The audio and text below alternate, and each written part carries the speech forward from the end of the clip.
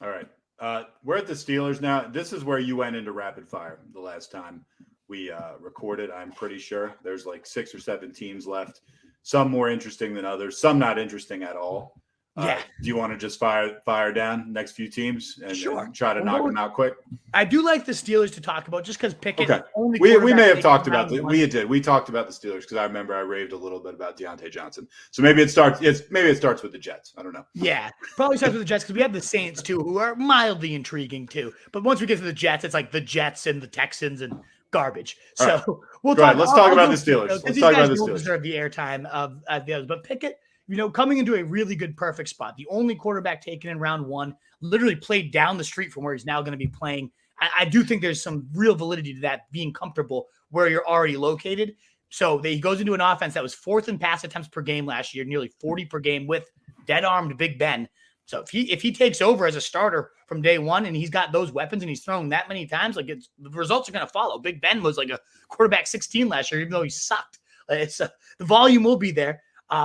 Ultimately, too, Mitch Trubisky, they signed him, but there's incentives in his contract to sit him because a lot of his bonuses are tied to his playing time. So if Pickett's looking even halfway decent, there's a very real chance he's starting from week 1 and he never looks back. It's not like Trubisky's got this contract that locks him into being a starter for at least half the season. In fact, it would work out poorly for the Steelers financially to play him more than they need to. So unless Trubisky's blowing him away, I think, or Pickett sucks, I really think Pickett's going to be a day 1 starter and have some decent fantasy appeal because of it. Now, looking at the receiver core, don't you think, just as an aside here, don't you think that even though you're thinking Trubisky might not ever really get to start or might not ever really get the real playing time, don't you like Trubisky more than Big Ben last year? Oh, yeah. Whoever it is, I like more. I actually think Trubisky, let's say Trubisky ends up being a backup. I actually think he's a pretty good backup as far as the NFL goes.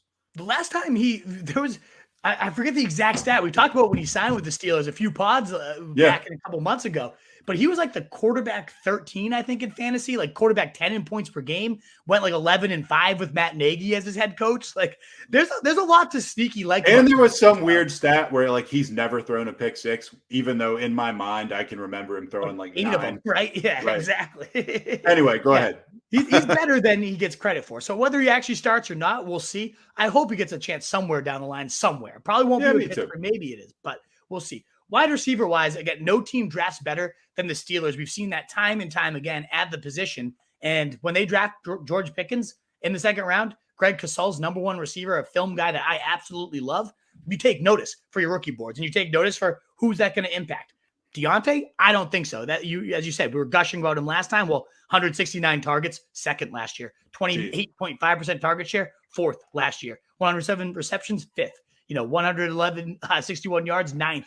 Fantasy points per game, 6th. Like the guy had as monster of a season as you could possibly have. Roots run first. Yeah. What's that? Roots run first. First. Yeah, exactly. Yeah. Couldn't ask for better usage. And I don't really think that's going to go anywhere. It's kind of that, whether it's Diontae, whether it's, Antonio Brown in the years before, there's always that slot, but move around type of hog in a Mike Tomlin offense. That's still Diontae. But who's going to get hurt, in my opinion, is Claypool.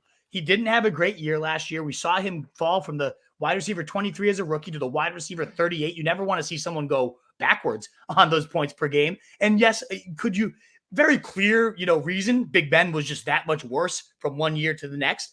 But also Claypool was never looking as explosive as he really did. He had literally 1 game inside the top 12 receivers after having 3 in his rookie year. It just wasn't great. And I really think Pickens, I love the Pickens pick.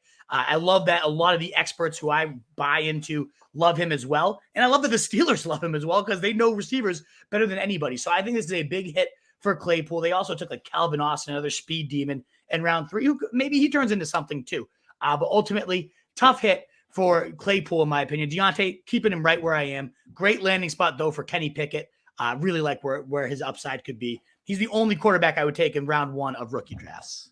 What is up, you fantasy wolf? Thanks so much for tuning in. If you haven't already, share your thoughts in the comments, check out some more videos, and join the newest Wolfpack by subscribing below.